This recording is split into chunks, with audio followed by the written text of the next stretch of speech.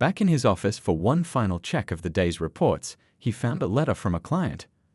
"Thank you for showing us that change is possible," it read. "Your company gave us hope when others showed us doors." The sun was setting as he prepared to leave, casting long shadows across the office. 6 months ago, he'd gone undercover to find what was wrong with his company. What he'd found had changed not just his business, but the entire way they approached real estate. The industry was watching, learning, following their lead.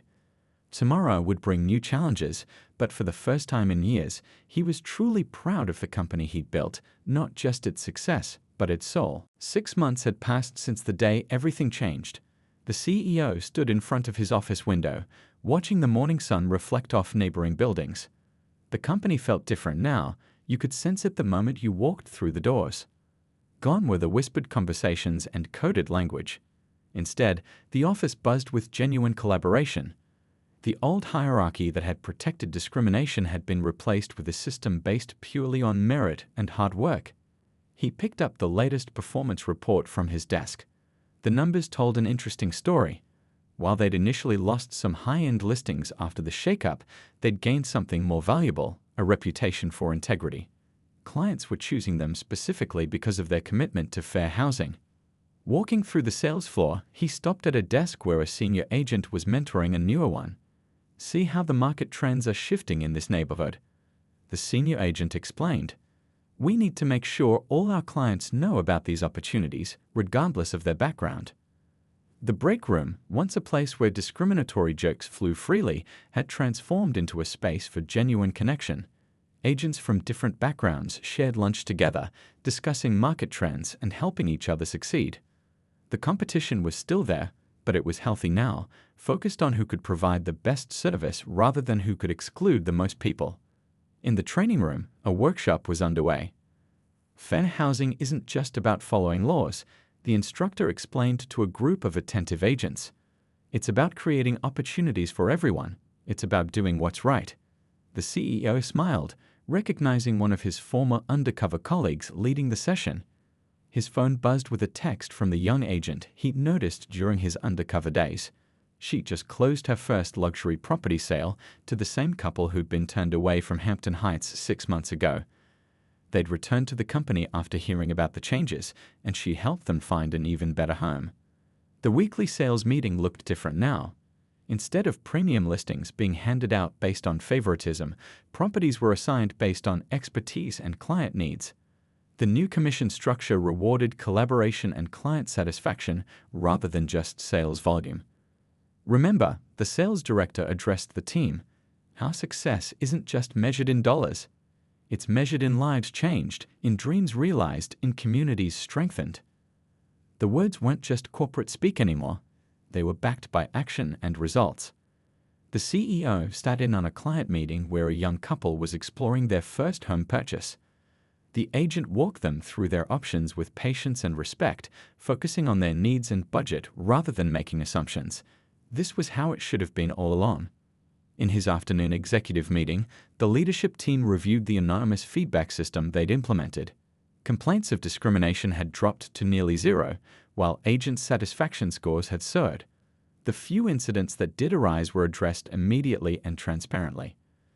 "We're setting a new standard for the industry," his HR director reported. "Other agencies are asking about our training programs. They want to know how we made this change." The transformation hadn't been easy. Some longtime clients had left, uncomfortable with the new direction. But for every client they lost, they gained 2 more who appreciated their commitment to fairness. The company's reputation was growing stronger, built on a foundation of integrity rather than exclusion. Later that afternoon, he visited the new mentorship center they'd established. Experienced agents were paired with newcomers to the industry, sharing knowledge and opportunities that had once been closely guarded. The walls displayed their new company values, not just as words, but as principles in action. As the day wound down, he reviewed applications for their expanded internship program. The stack of resumes represented a diverse pool of talent that would have been overlooked under the old system. Each candidate would be evaluated on their potential and drive, not their background or connections. Walking to his car that evening, he passed a family taking photos in front of their sold sign. Their agents stood nearby, sharing their joy. This was what real estate should be about, helping people find their place in the world, regardless of who they were or where they came from. Standing alone in the conference room afterward, he looked at the evidence still displayed on the screen. The company he'd built had lost its way, but today marked a new beginning. The hard work of transformation was just beginning, but for the first time in weeks, he felt hopeful about the future. Monday morning arrived with an electric tension in the air.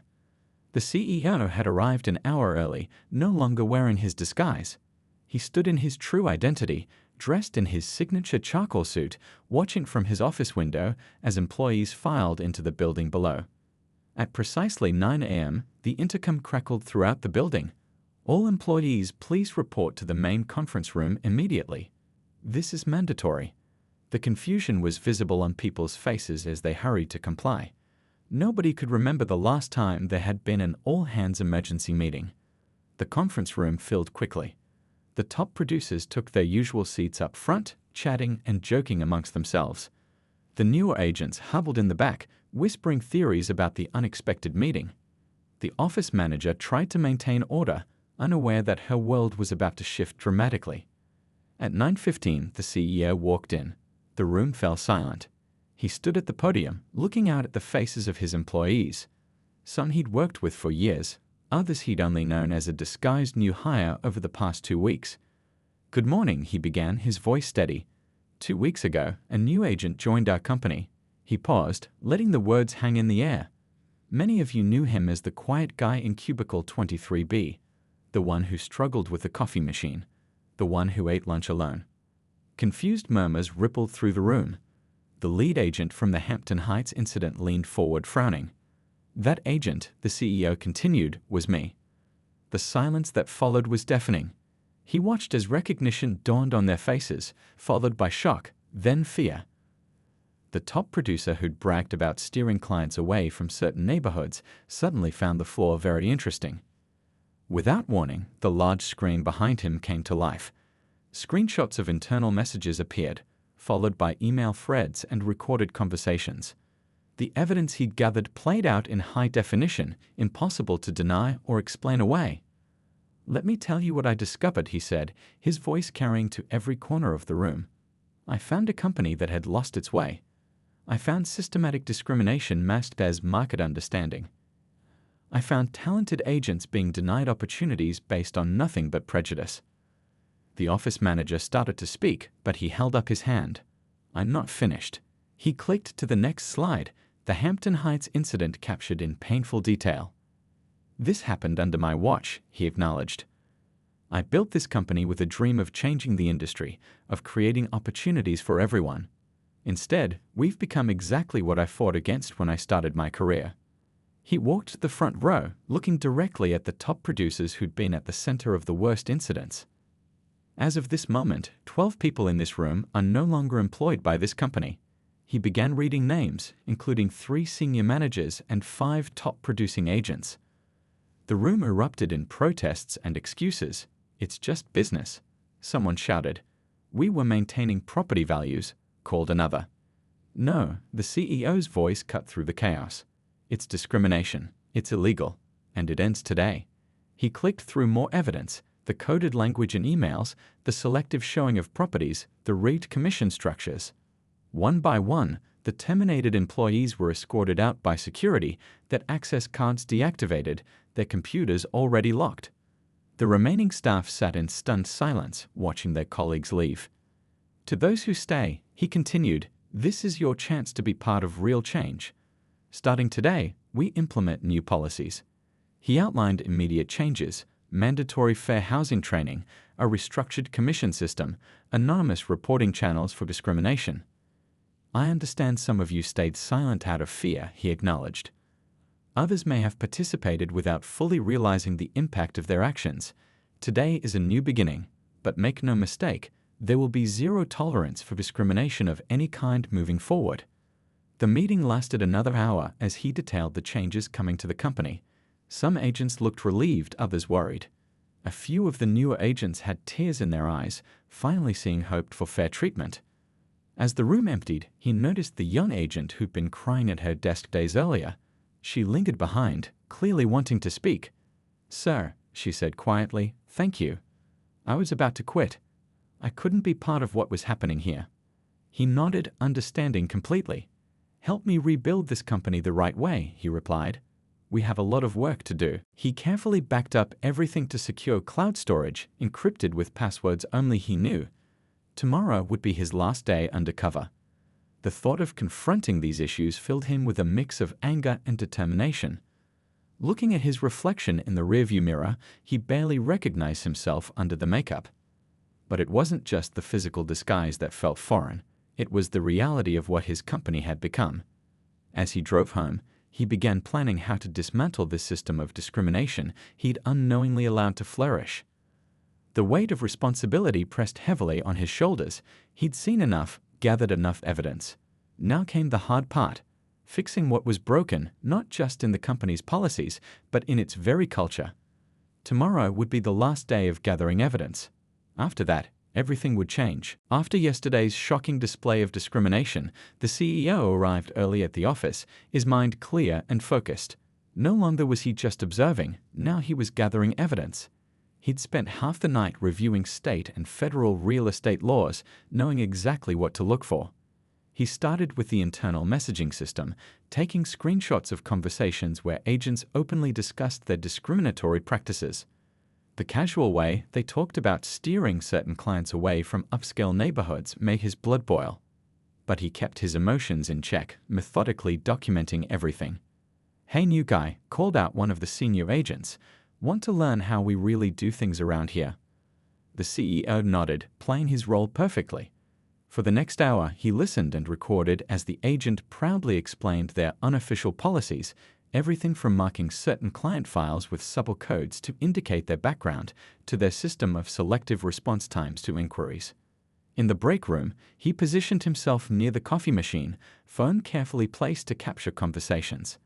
The office manager walked in with another agent, discussing how they handled commission splits. "Look, it's simple," she explained, stirring her coffee. "The preferred clients go to our top producers. They know how to keep the neighborhoods. Character. The new agents can handle the rest. That's why their commission split is lower. They're doing the company a favor by filtering out undesirable clients." The CEO's hands trembled slightly as he typed notes into his phone, disguising it as casual texting.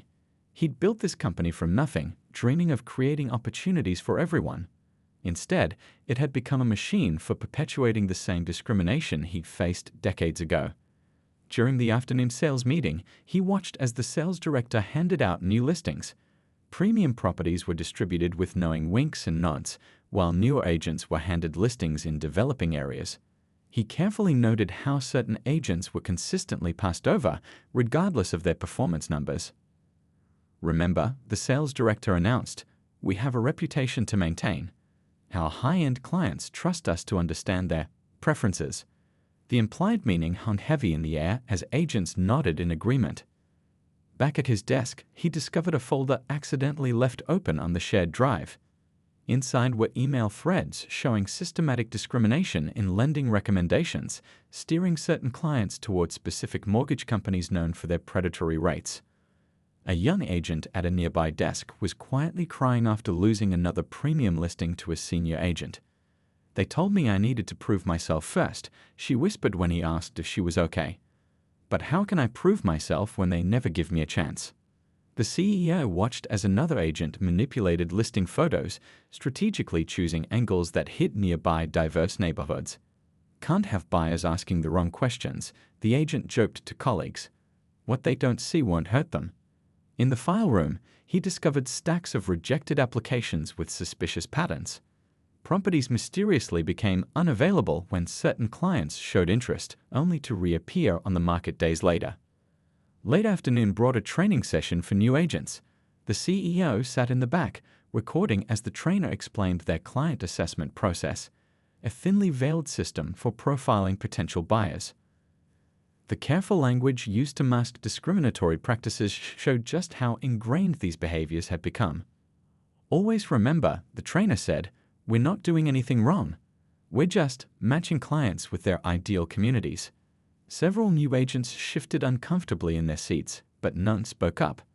He found more evidence in the commission reports, clear patterns showing how certain agents were systematically denied opportunities for advancement.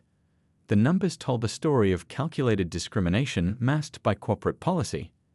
As the day wound down, he witnessed a senior agent coaching others on how to properly screen phone inquiries. "You can tell a lot from someone's voice," the agent explained. "Save yourself time by learning to hear the signs." In his car that evening, he organized his findings: screenshots, recordings, emails, and personal observations, all painting a picture of systematic discrimination hidden behind professional smiles and corporate policies. The evidence was overwhelming, but what shocked him most was how openly it was discussed, how it had become normal. As the day wound down, the CEO overheard the lead agent on the phone smoothly explaining to another caller that yes, Hampton Heights was still available, and of course he'd be happy to show it tomorrow. The caller, from what he could hear, had the right background for the neighborhood. In his rental car that evening, he sat for a long time in the parking lot, thinking about the couple's dignified exit, about the laughter that followed, about the system that allowed this to happen under his own roof. He'd seen enough. Tomorrow wouldn't be another day of observation. Tomorrow would be the day everything changed. The second week of his undercover mission started with a weight in his stomach. The CEO had seen enough to know his company had problems, but nothing prepared him for what would unfold that day. He adjusted his fake reading glasses in the elevator, reminding himself to maintain his cover despite what his instincts might tell him. The morning started with a buzz of excitement in the office.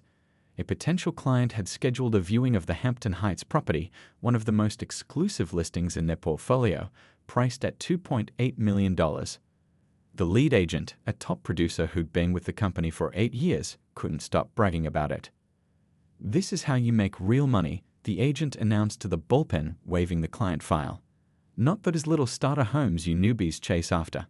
He adjusted his designer tie, checking his reflection in his phone screen.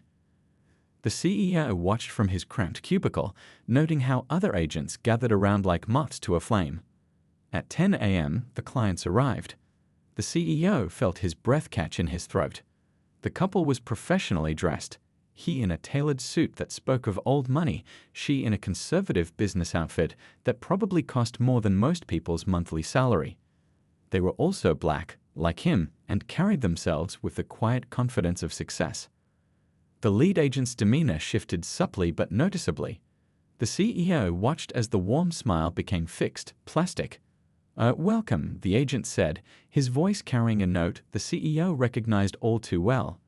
"There must be some confusion. I'm expecting clients for the Hampton Heights property." "Yes, that's us," the husband replied, extending his hand. "We spoke on the phone yesterday. I'm the CFO at." "Ah, yes, well," the agent cut in, shuffling papers on his desk. "I'm actually just getting word that there's been an offer accepted on that property. Very recent. You understand how fast the market moves." The CEO felt his hands curl into fists under his desk. He knew for a fact that the Hampton Heights house was still available. He'd checked the internal listing system just that morning. "That's strange," the wife said, her voice calm but firm. "We checked the listing status an hour ago. It was still active." The lead agent's smile remained frozen. "Yes, well, these things happen. But let me show you some other properties that might be more suitable. I have some lovely homes in the East Side neighborhood that would be perfect for." "We're interested in Hampton Heights," the husband interrupted.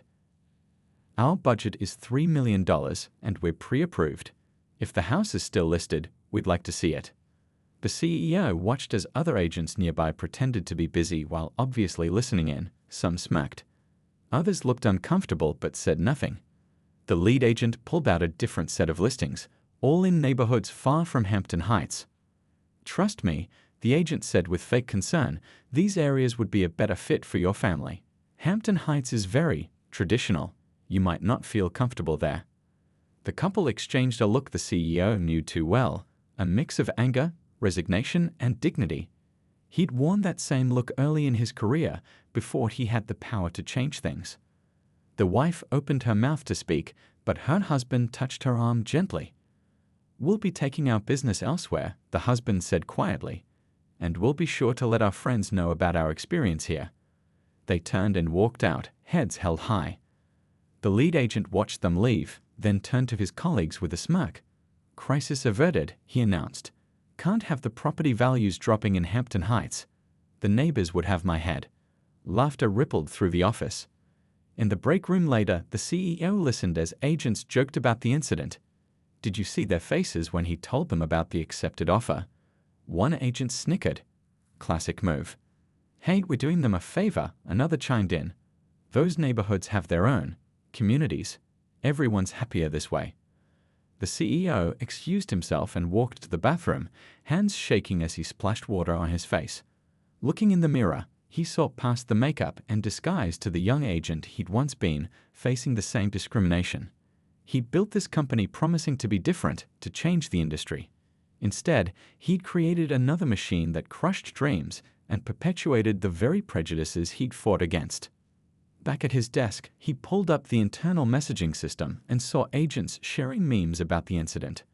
The lead agent was already boasting about another showing scheduled for Hampton Heights, this time to a more suitable client. In his apartment, a modest short-term rental that fit his cover story, he carefully removed his makeup using the special wipes he'd been given. As his true reflection emerged in the bathroom mirror, he'd hardly recognize himself. Not because of the makeup, but because of what he'd witnessed. How had he let his company become this? Tomorrow would be another day undercover, another day of revelations. But now he knew the problems weren't just in the numbers. They were in the very air his employees breathed, in the unwritten rules that governed their behavior, in the silence of those who knew better but said nothing. He set his alarm for another early morning, knowing that what he'd seen today was just the beginning. The real challenge wouldn't be maintaining his cover, it would be stopping himself from revealing who he was and putting an end to it all right there and then. The elevator doors opened to the familiar yet suddenly foreign 20th floor. The CEO's heart pounded as he stepped out with two other new hires, clutching his employee welcome packet. The same hallway he'd walked down countless times now felt different from this angle. No one stepped aside, no one offered quick greetings or respectful nods. "Okay, newbies, welcome to orientation," announced the office manager, a woman he'd never personally met despite signing off on her promotion last year. "Find your assigned desks and try not to get in anyone's way." She barely looked up from her phone as she pointed them toward a cluster of cubicles. His desk was wedged in a corner, the computer screen slightly crooked, the chair missing one armrest. A far cry from his corner office upstairs, but perfect for observing without being noticed. He fumbled intentionally with the computer login, playing his part as the tech-challenged new hire. "Having trouble there, old-timer?" A voice came from the neighboring cubicle. A young agent in an expensive suit leaned over. "Word of advice, you might want to rethink this whole career change thing. Real estate isn't exactly friendly to late bloomers." The smirk in his voice made the CEO's stomach turn. Before he could respond, a commotion broke out near the front desk. A client was arguing with one of the senior agents, her voice rising in frustration. "But we had an appointment." "I took off work for this." The CEO watched as the senior agent rolled his eyes and turned to his colleagues. "Another waste of time," the agent muttered loud enough for others to hear. "Probably can't even afford the down payment." The surrounding agents chuckled, sharing knowing looks. The CEO noticed how the client's shoulders slumped as she walked out, her dignity trailing behind her like a broken kite. During the morning sales meeting, he witnessed the pecking order in full display. The top producers sat front and center, trading inside jokes with the sales manager.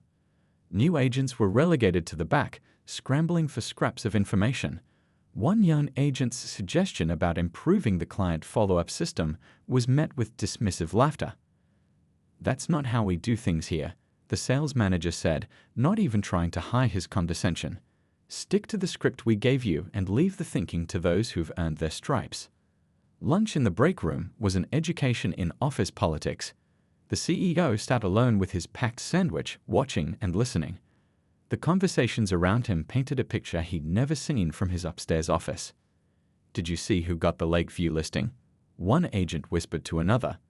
"Third time this month they've passed over the new guys for premium properties. All about keeping the commissions in the family, if you know what I mean." Near the vending machine, two senior agents discussed their latest tactics. Just tell them the house is under contract if they don't look right for the neighborhood, one advised. Save yourself the time and paperwork. Besides, the sellers will thank you later. The afternoon brought more revelations. He watched as a junior agent's client file mysteriously ended up on a top producer's desk, only to have the sale credited to the senior agent hours later. The junior agent's protests were met with a clear message. That's just how things work here. Pay your dues. By day's end, his head was spinning with everything he'd witnessed. Small acts of discrimination, casual cruelty, and systemic issues that would never show up in any official report. In the parking lot, he overheard two agents bragging about steering certain clients away from exclusive neighborhoods to protect property values. Sitting in his rental car, he pulled out his phone and started making voice notes, his hands shaking slightly with anger and disappointment. The company he'd built, the one he'd dreamed would change the industry, had become exactly what he'd fought against in his early days. A knock on his car window made him jump. It was the office manager. "Hey, new guy, you forgot to sign some HR forms. Don't forget them tomorrow. We're not running a charity here." She walked away without waiting for a response. As he drove home, the CEO's mind raced with everything he'd seen. The casual discrimination, the stolen commissions, the toxic culture that had grown like mold in a forgotten corner. One day had shown him more than 1,000 reports ever could. Walking to his car, not his usual luxury vehicle but a modest rental, he rehearsed his story one last time. By tomorrow morning, the CEO would disappear, and in his place would be just another middle-aged man trying to rebuild his career, hoping to find his place in a corporate world that might not be as welcoming as it appeared from the top floor. The tiny makeup studio tucked away in a quiet neighborhood felt worlds apart from his corporate office. The CEO sat in the worn leather chair, watching in fascination as the makeup artist worked her magic. She'd come highly recommended by a theater friend, known for her discretion and skill in transformation makeup. "Stop flinching," she muttered, carefully applying subtle changes to his features. "You want this to look natural, right?" Her skilled hands moved with practiced precision, adding slight gray at his temples, softening his jawline, making small but significant changes that would help him blend in as just another new hire. He'd spent the past 3 days preparing for this moment. His usual crisp suits were replaced by department store business casual, khakis that were just slightly too loose, dress shirts that hadn't seen an iron, and shoes that had been deliberately scuffed to look worn. Everything about his appearance needed to suggest someone starting over, someone who wouldn't draw attention. The HR director stood nearby, reviewing the backstory they'd crafted. "Remember, you're coming from a small-town real estate office that closed down. You're looking to restart your career in the big city. We've created all the necessary paperwork, previous employment records, references, everything matches the story. How's the accent coming along?" the makeup artist asked, stepping back to examine her work. The CEO cleared his throat and spoke in a slightly softer voice, with just a hint of rural drawl. "Like this? Been practicing with those videos you sent." The voice felt strange in his mouth, but it was another layer of protection. His phone buzzed, another text from the board. They weren't happy about his 2-week disappearance, even though he'd assured them it was necessary. Only 3 people knew the truth: his HR director, his personal assistant, and his sister, who would handle any family emergencies while he was under. Standing up, he looked in the mirror and nearly did a double take. The man staring back at him looked like he could be his own distant cousin, familiar enough to pass any basic scrutiny, but different enough that nobody would make the connection to the CEO, whose picture hung in the lobby. "Now, let's go through everything one more time," the HR director said, pulling out a checklist. "You'll arrive at 8:30 a.m. tomorrow, slightly early but not too eager. You'll go through standard new hire orientation with 2 other agents. Remember, you're not used to the corporate environment. You'll need to look slightly overwhelmed." The CEO nodded, practicing his new signature, a messier version of his usual one. They'd spent hours getting the details right, down to the slightly outdated phone model he'd be carrying and the old leather briefcase that had seen better days. "The biggest challenge will be the break room," the HR director continued. "That's where people let their guard down, where the real company culture shows itself. You'll need to be invisible, present but not memorable." He practiced walking differently, with slightly less confidence, shoulders just a bit hunched. Gone was the straight-back stride that had carried him through countless board meetings. Instead, he adopted the hesitant step of someone entering unfamiliar territory. The makeup artist handed him a small kit. "These are your touch-up supplies. The makeup will last through a normal day, but keep these handy just in case. And remember, no touching your face too much, no aggressive washing, and definitely no rubbing your eyes." Looking at his reflection one final time, he felt a mix of excitement and apprehension. Tomorrow, he would walk into his own building through the side entrance, just another new hire trying to make it in the real estate world. He'd eat lunch in the break room instead of his office, struggle with the ancient coffee machine like everyone else, and experience firsthand what it meant to be at the bottom of the corporate ladder he'd built. "What if someone recognizes me?" he asked, voicing the concern that had nagged at him all week. The HR director smiled. "In the 3 years I've worked here, I've seen you walk through the main office exactly twice. Most of these people have only seen you from a distance at holiday parties or in company photos. Trust me, nobody looks closely at another new hire, especially one who seems entirely unremarkable." As he gathered his new belongings, the one briefcase, the slightly scratched phone, the employee handbook he'd helped write but would now have to pretend to learn, he felt like an actor preparing for the most important role of his life. Because in many ways it was. The future of his company and all the people who worked there might depend on what he discovered in the next 2 weeks. The morning sun cast long shadows through the floor-to-ceiling windows of the corner office on the 47th floor. The CEO of Skyline Realty Group stood there, his reflection barely visible in the glass as he looked out over the Atlanta skyline. His custom-made shoes squeaked slightly against the polished hardwood floor as he turned away from the window, his attention drawn to the stack of reports scattered across his mahogany desk. Something wasn't adding up. The numbers showed growth, impressive growth even, but the knot in his stomach told a different story. He picked up another complaint letter, the 5th one this week, and read it again. A young couple claimed they were repeatedly shown properties well below their budget despite their excellent credit score and substantial down payment. Running his hand over his face, the CEO thought back to his own journey. 20 years ago, he was just another kid from Southside with big dreams and an even bigger drive to succeed. Now he owned one of the largest real estate companies in the Southeast, but success had created distance. When was the last time he actually walked through his own offices? When had he last sat in on a client meeting that wasn't with a major developer? His assistant's voice crackled through the intercom, reminding him about the upcoming board meeting. He reached for his coffee, now cold, and took a sip anyway. The taste made him grimace, bitter, just like the thoughts swirling in his head. The latest customer satisfaction reports showed a 23% decline over the past quarter. The reviews online were getting worse, with patterns emerging that he couldn't ignore. Several mentioned discriminatory treatment. Others complained about aggressive sales tactics. One particularly detailed review described how an agent had laughed off their concerns about a property's foundation issues. He pulled up the company's internal performance metrics on his laptop. On paper, everything looked perfect. Sales were up, commissions were high, and the company was expanding into new territories. But something felt off, like a beautiful house with a crumbling foundation. His phone buzzed, another complaint, this time from a senior citizen who claimed one of his top agents had pressured her into listing her home well below market value. The CEO's fingers drummed against his desk as an idea began to form. He'd built this company from nothing, watching it grow from a small office with 3 agents to a corporation with hundreds of employees across multiple states. But had it grown too fast? Had he lost touch with what was happening on the ground? He opened his bottom desk drawer and pulled out an old ID badge from his early real estate days. The young man in the photo stared back at him with hungry eyes and big dreams. That man would never have let these problems fester. That man would have done something bold. The CEO reached for his phone and dialed his head of human resources. "I need to set up a meeting, just you and me, and I need absolute confidentiality on this." He paused, looking at his reflection in the window again. "I'm going undercover in my own company."